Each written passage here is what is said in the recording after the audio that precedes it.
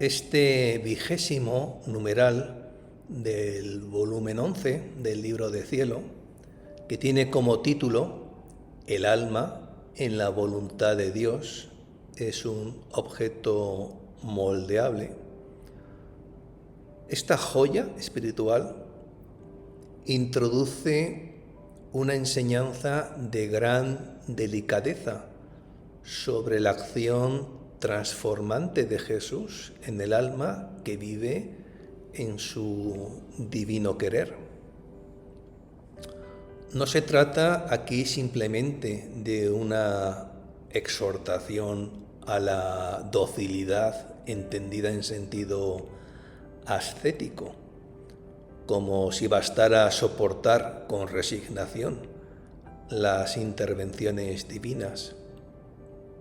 El pasaje abre una perspectiva mucho más honda, propia del nuevo evangelio del reino, del divino querer, porque muestra qué sucede cuando la criatura deja de endurecerse en sí misma y entra en aquella plasticidad sagrada que el fiat supremo produce en quien se abandona enteramente a él.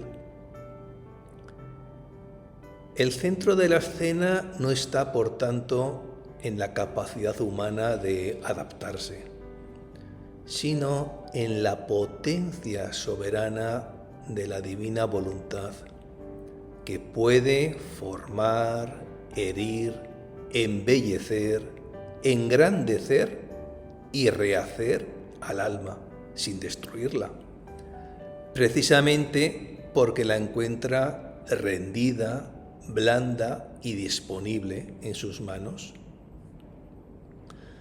La breve imagen del objeto moldeable contiene en realidad una teología entera de la nueva vida en el don de dones. Jesús hace entender que la rigidez interior vuelve al alma incapaz de soportar su toque, porque todo endurecimiento del yo termina por resquebrajarse cuando Dios quiere imprimir una forma más alta. En cambio, cuando el alma vive en su divina voluntad, ya no se defiende de la acción divina, ni pretende conservar una hechura propia e intocable, sino que se deja trabajar por él con una ductilidad amorosa, que no nace de debilidad, sino de unión. En esa disposición, el alma no se rompe cuando es herida, no se desfigura cuando es rehecha, no se revela cuando es vaciada de una forma para recibir otra mejor. Antes bien, se presta a todo porque sabe, aún en la oscuridad, que las manos que la modelan son las mismas que la aman. Por eso, este numeral debe calarse como una revelación del modo con que Jesús prepara y forma a los hijos de la divina voluntad. En ellos no busca una santidad rígida, apoyada en formas exteriores o en seguridades propias, sino una disponibilidad profunda que permita a su santísimo querer obrar sin obstáculo. El alma moldeable es el alma en la que Dios puede prolongar libremente su obrar, porque nada en ella se endurece contra la presión de la gracia, nada se resiste a la iniciativa del amor eterno. Nada se cierra cuando el amor decide tocar lo más íntimo para darle una forma más divina. Así que desde sus primeras líneas, el numeral anuncia que la verdadera dicha de la criatura no consiste en conservarse intacta según su medida, sino en dejarse plasmar sin resistencia por aquel que la lleva siempre en sus manos y se complace continuamente en hacer de ella una obra digna de su supremo y divino querer. Esta mañana, mi siempre amable Jesús, viéndome muy oprimida, me ha hecho beber de su corazón y luego me ha dicho: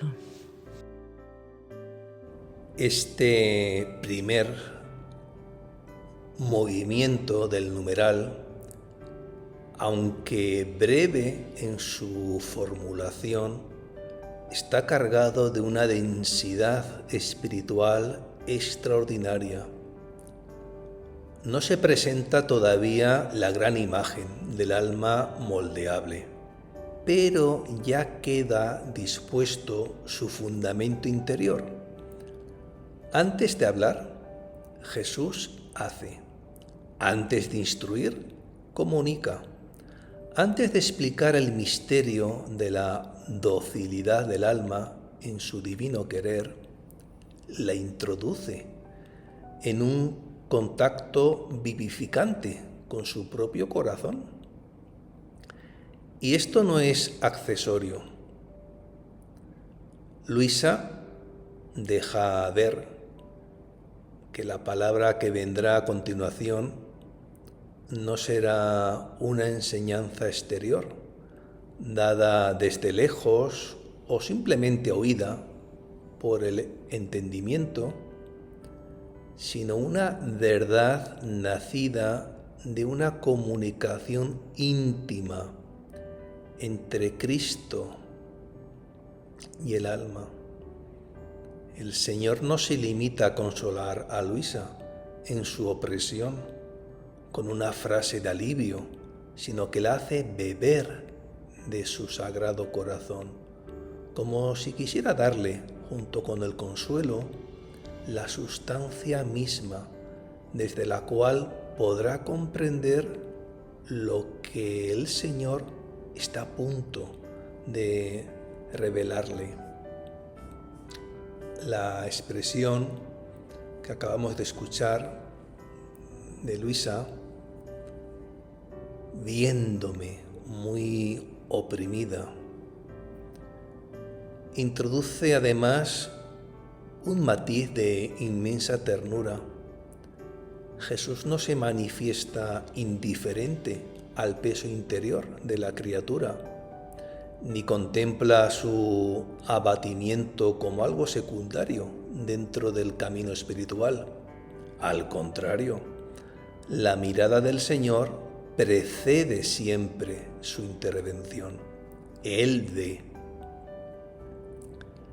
Y ese ver no significa simplemente advertir un estado de sufrimiento, sino penetrarlo con una mirada que conoce, mide, compadece y dispone ya el remedio.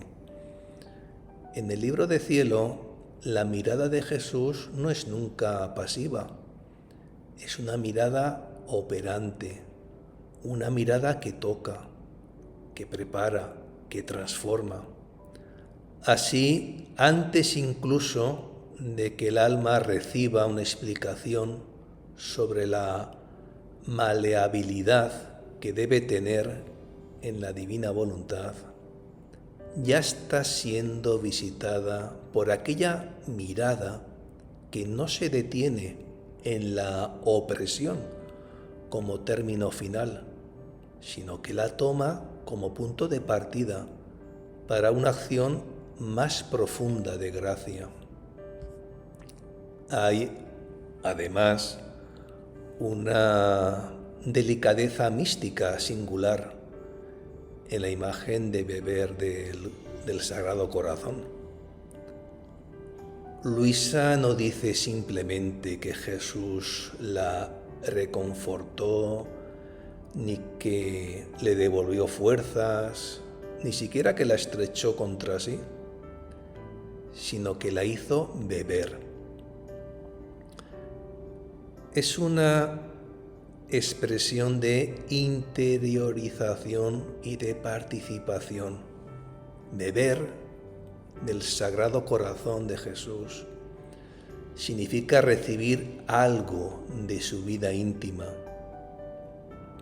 dejar que el alma sea refrescada, fortalecida y penetrada por lo que brota de ese hondón insondable donde arden el amor, la reparación, la fortaleza y la paz. Así pues, que no se trata solamente de un alivio afectivo, sino de una comunicación de disposiciones interiores. Es como si Jesús dijera sin palabras: para comprender mi obrar sobre ti, para aceptar que yo te hiera, te embellezca, te engrandezca o te rehaga, necesitas primero beber de mí, recibir de mi propio corazón aquella suavidad y aquella fuerza que harán posible tu abandono. El alma no se vuelve dócil por un esfuerzo seco de voluntad, sino porque ha sido alimentada, nutrida por una vida superior que la hace capaz de rendirse sin quebrarse. Desde esta perspectiva, el pasaje contiene una enseñanza preciosa para quienes han sido llamados a la nueva vida en el divino querer. La opresión no es presentada aquí como obstáculo definitivo para la acción de Jesús, sino casi como la ocasión en la que Él se inclina más íntimamente sobre el alma para comunicarle algo de sí mismo. En lugar de dejarla encerrada en la percepción de su propio peso, la trae hacia su corazón sacrosanto, es decir, hacia el centro donde toda angustia humana puede ser asumida, transfigurada y vuelta materia de unión. Esto significa que en el reino de la divina voluntad las horas de mayor presión interior no son necesariamente horas de lejanía, sino con frecuencia momentos en que Jesús prepara una manifestación más honda de su santísimo querer, porque vacía primero al alma del apoyo en sí misma y luego la alimenta, la nutre con una vida que no procede de la criatura, sino de Él mismo. También, pues merece atención pues la sobriedad, con la que el texto enlaza la delicia del corazón de Jesús con la palabra posterior. Así Luisa lo ha expresado. Y luego me ha dicho. Ese luego posee un valor inmenso. Primero, la comunicación vital. Después, la instrucción. Primero, el contacto amoroso. Después, la luz. Primero, la participación. después la doctrina. Es un orden profundamente revelador. Jesús no transmite las verdades del reino como nociones aisladas, sino como realidades que deben ser saboreadas interiormente para poder ser verdaderamente entendidas. La inteligencia del alma no queda separada de la experiencia espiritual, sino que nace de ella. Por eso este inicio dispone admirablemente pues el resto del numeral.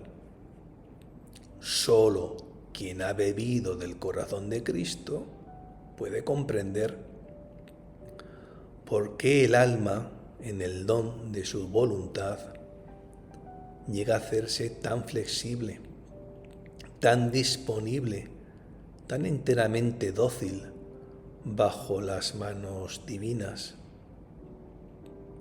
En suma, esta declaración de Luisa es el umbral vivo de toda la enseñanza. En él aparece un Jesús que mira la opresión, no para dejar al alma en ella, sino para atraerla a su intimidad. Un Jesús que alimenta antes de pedir. Un Jesús que comunica su propio sentir antes de explicar el trabajo que realizará en la criatura. Y aparece también el alma en una posición decisiva. ¿Cuál? Pues bueno, necesitada, oprimida, pero visitada. Abatida, pero hecha beber, pobre en sí misma, pero ya puesta en contacto con la fuente de donde nacerá la capacidad de dejarse modelar. Así, desde este primer párrafo, el numeral deja entrever que toda la obra posterior de transformación en el alma no tendrá su origen en una dureza displicinada, ni en una virtud puramente humana, sino en una comunicación recibida del corazón mismo de Jesús, principio y manantial de la verdadera docilidad en el reino de la divina voluntad. Hija mía, si un objeto es duro y se le quiere hacer un hoyo o darle otra forma, se arruina o queda hecho pedazos. En cambio, si es blando o de algún material moldeable se puede hacer el hoyo, se le puede dar la forma que se quiere sin temor que se pueda romper. Y si se quisiera darle de nuevo su forma original, sin ninguna dificultad el objeto se prestaría a todo.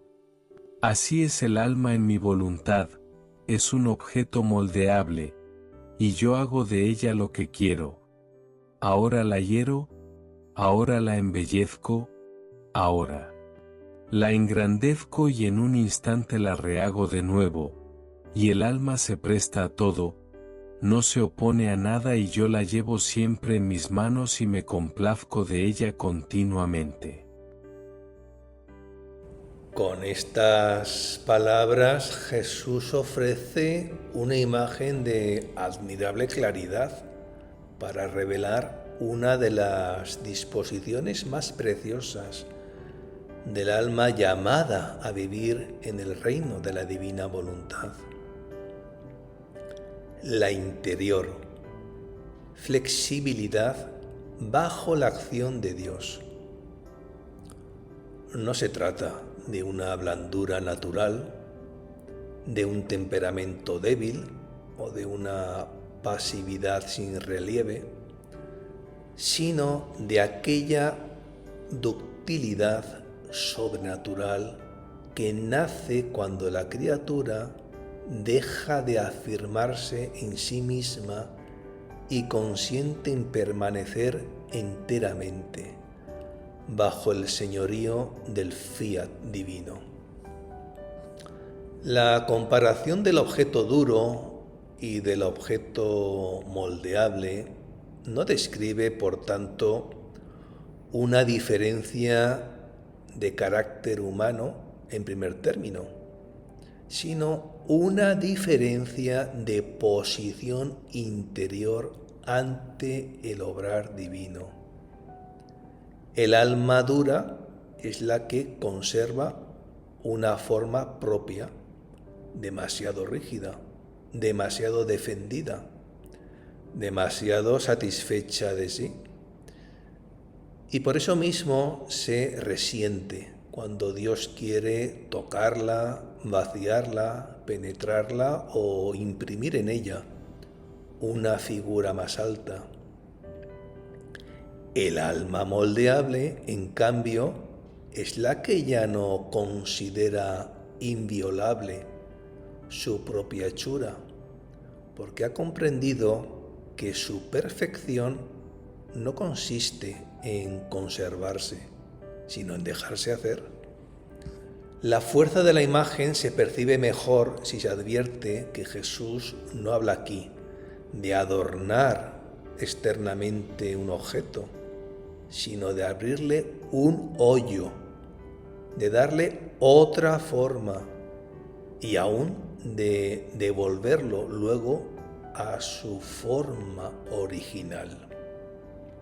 Es decir, habla de intervenciones profundas, incisivas, transformantes. No se trata de retoques leves, sino de operaciones que modifican el interior mismo del alma. Y aquí está uno de los puntos más altos del pasaje. En la divina voluntad, la criatura se vuelve tan dócil en manos de Jesús que Él puede obrar en ella, sin temor de quebrarla.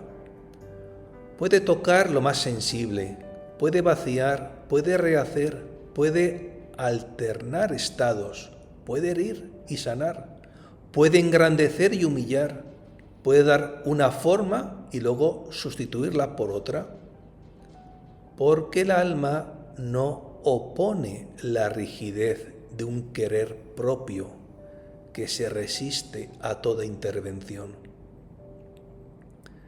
Esta disponibilidad es una de las notas más puras de la nueva vida en el querer divino, donde ya no es la criatura la que pretende administrar su crecimiento espiritual, sino el Señor quien dispone libremente de ella según sus designios de amor.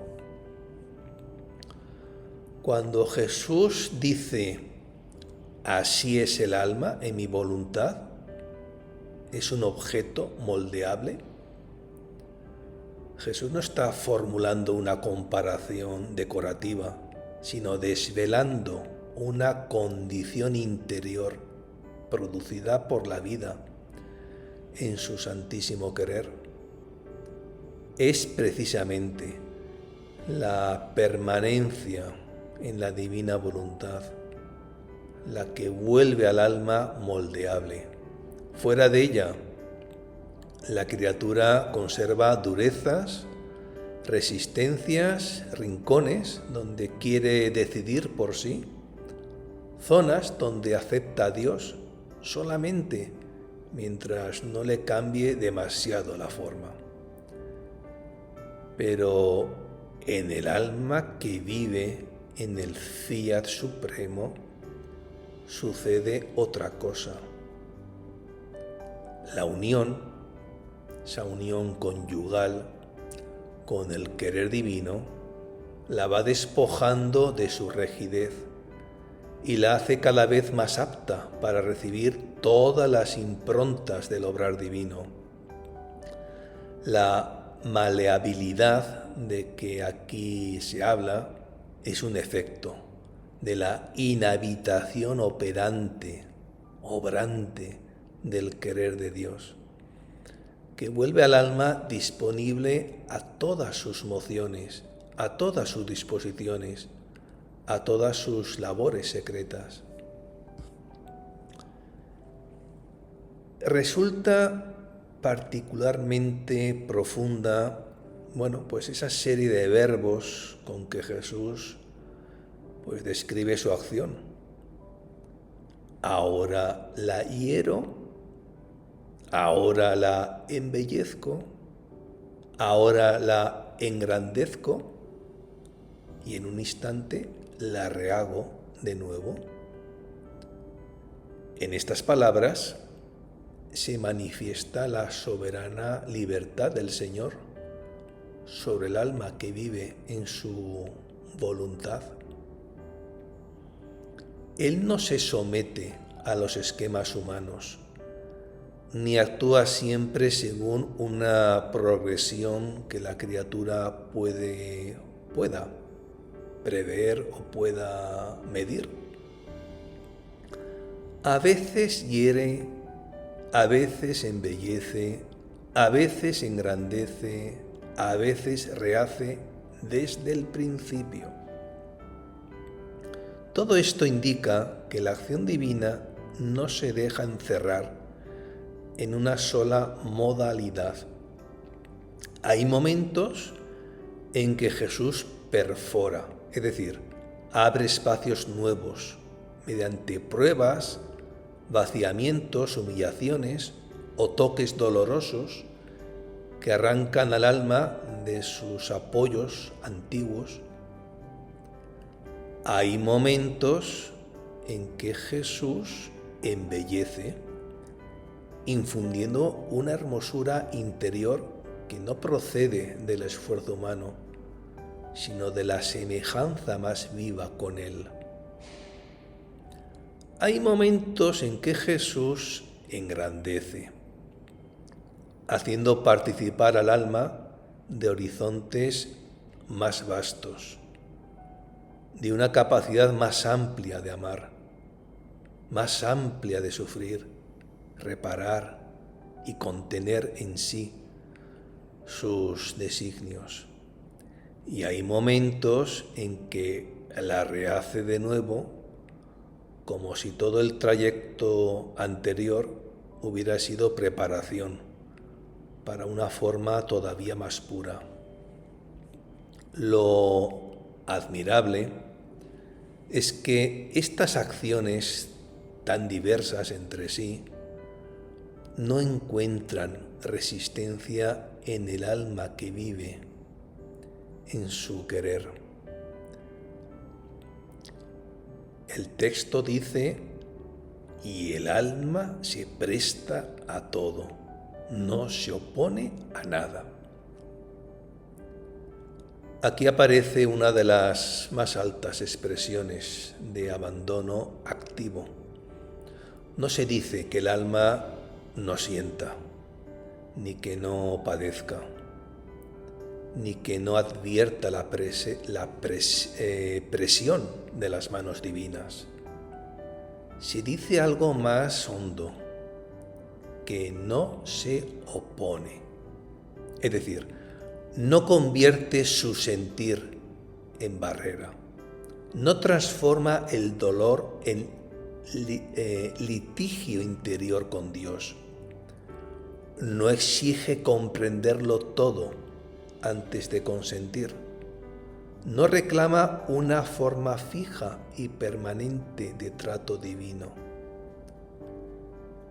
Acepta que Jesús la trabaje según le plazca, porque ha llegado a reconocer que la bondad de aquellas manos vale infinitamente más que cualquier forma particular que ella pudiera preferir para sí. Esta ausencia de oposición no es vacío psicológico, sino plenitud de confianza.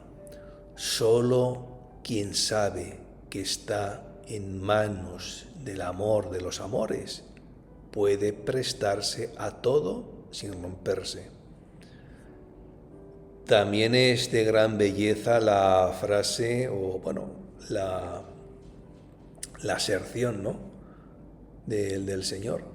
Yo la llevo siempre en mis manos. No se trata solo de una imagen de posesión, sino de intimidad operante. Estar en las manos de Jesús significa no quedar nunca fuera del radio de su acción, de su vigilancia, de su contacto, de su arte divino. Las manos son el lugar del trabajo, pero también del cuidado. Son el lugar donde se plasma una obra, pero también donde se la sostiene para que no caiga. Así, el alma moldeable no queda expuesta a transformaciones impersonales o ciegas, sino confiada continuamente a un contacto inmediato con el Señor. Él mismo la lleva, Él mismo la sostiene mientras la hiere, Él mismo la custodia mientras la embellece, Él mismo la contiene mientras la agranda, Él mismo la rehace sin abandonarla jamás. De este modo, el pasaje excluye toda idea de una acción divina dura, en el mal sentido de la palabra.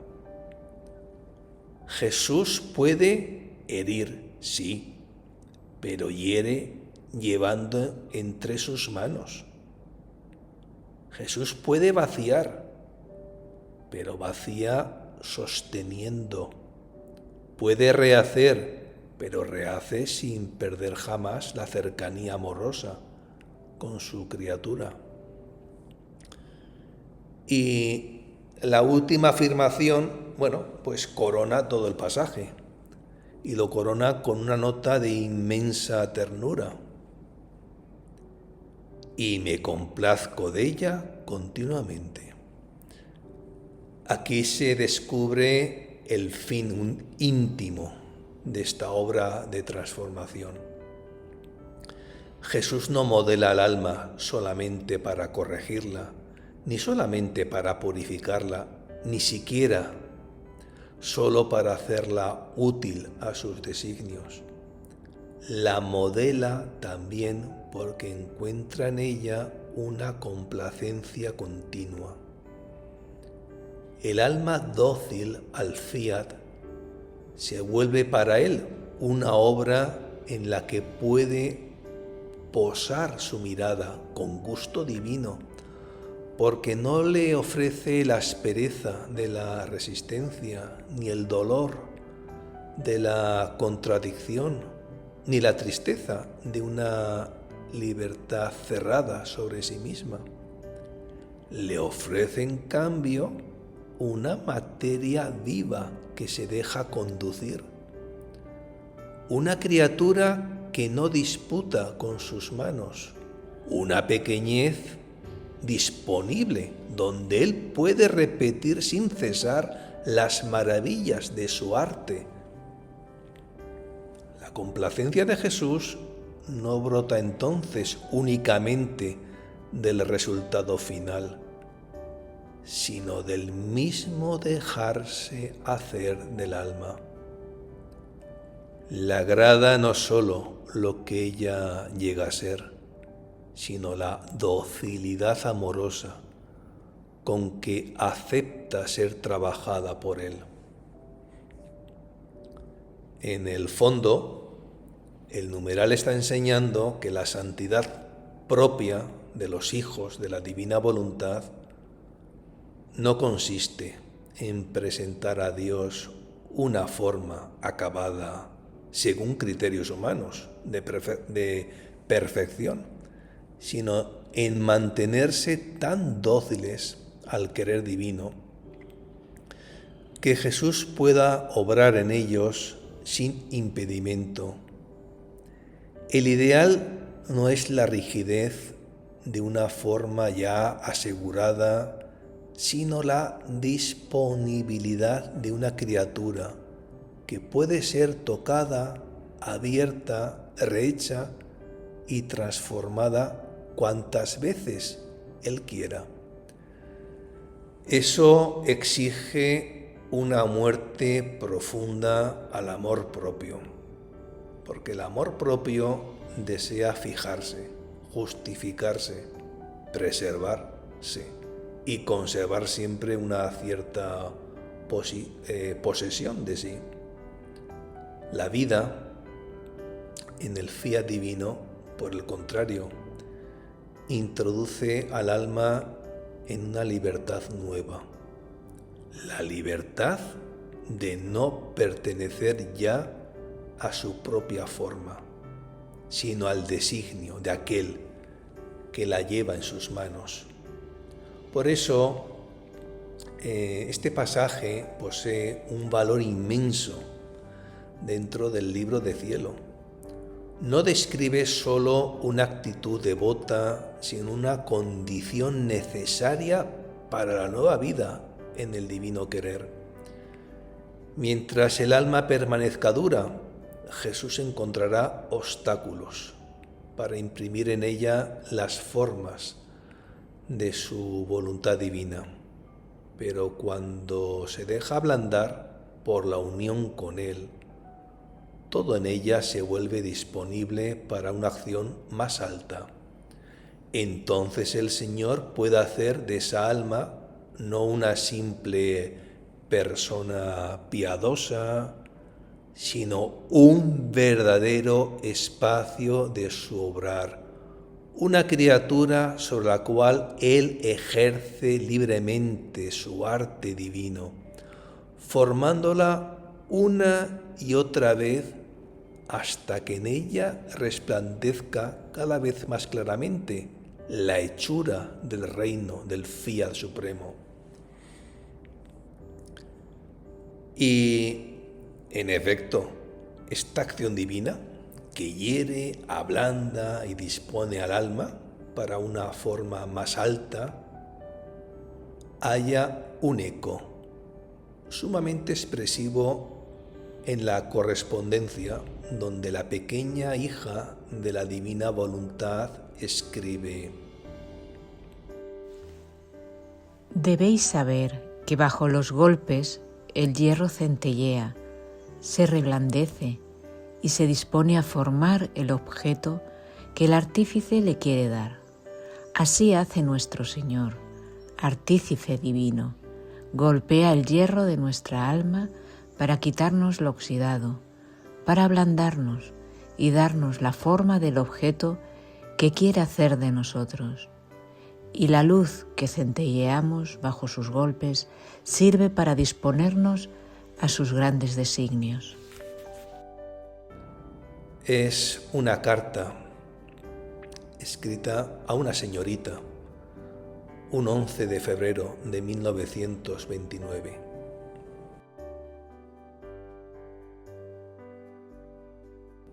Si recapitulamos esta joya espiritual, bueno, lo cierto es que sucintamente este numeral deja al descubierto una de las leyes más hondas de la nueva vida en la gracia de las gracias.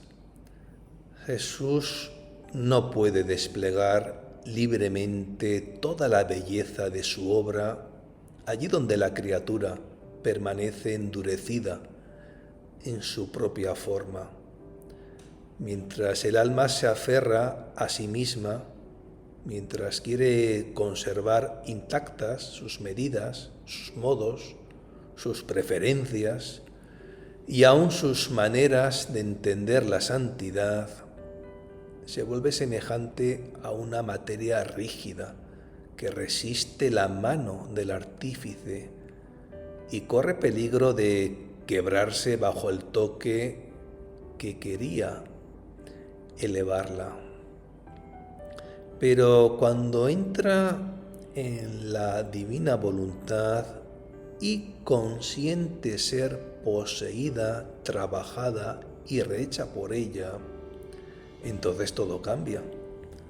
La criatura ya no se defiende de Dios, ya no se erige como límite ante su acción, ya no considera pérdida el ser vaciada o transformada, porque ha comprendido que su verdadera perfección no consiste en mantenerse según su hechura primera, sino en dejarse plasmar sin reserva por aquel que la ha tomado entre sus manos.